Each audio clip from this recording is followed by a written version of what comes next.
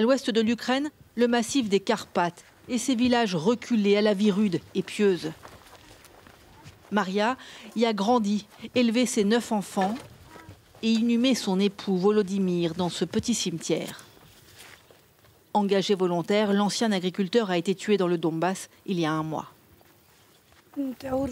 Il est parti combattre alors qu'il n'y était pas obligé. Avec 9 enfants, il avait le droit de rester chez lui. Mais il disait que c'était son devoir. Je suis fière de lui. Mon père est un héros, clame le t-shirt d'un de ses jeunes fils. Le chagrin de Maria, de ses 2 filles et 7 garçons, a ému le pays en quête de héros et de symboles.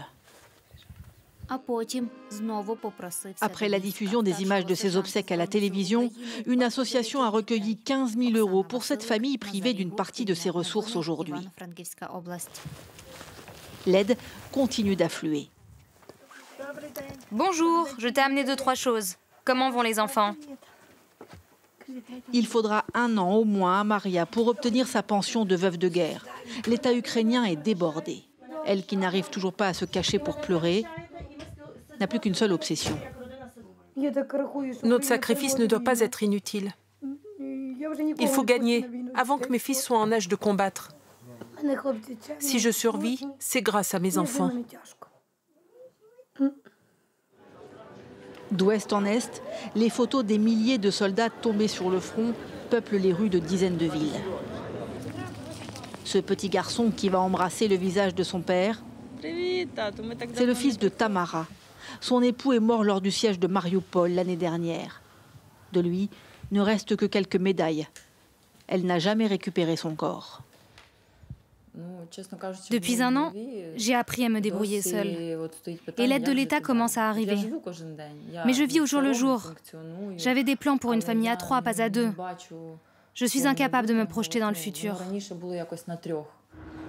Ne pas sombrer, trouver du sens au chaos, à cette guerre qui s'installe dans la durée. Yevgenia, elle, a fait le choix ultime. 1 mois après la mort de son époux dans le Donbass, elle s'est engagée comme infirmière volontaire, là où il combattait. Commerçante, elle n'avait jamais manipulé une seringue. Elle s'apprête à partir près du front. Je fais mon maximum pour sauver la vie des soldats.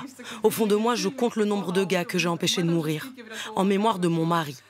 Quand un homme est lourdement blessé, je lui dis de penser à sa femme. Mon mari, lui, est mort sans infirmière à ses côtés. Je porte sa plaque militaire. Il est mort avec. C'est un peu mon talisman. Le danger, la mort, elle y pense bien sûr, dans l'ambulance qui la conduit près des combats.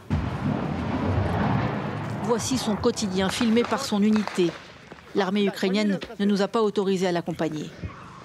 Au milieu des tirs, récupérer les soldats blessés, agir dans l'urgence, soigner au plus vite. La voici à gauche. C'est sa thérapie, sa façon de continuer le combat de son époux.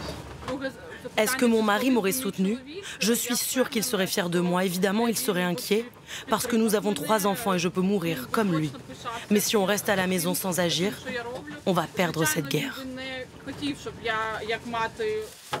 Les autorités ukrainiennes refusent toujours de communiquer tout bilan officiel. Mais selon certaines estimations américaines, 70 000 soldats ukrainiens au moins auraient trouvé la mort. Autant de familles aujourd'hui en deuil.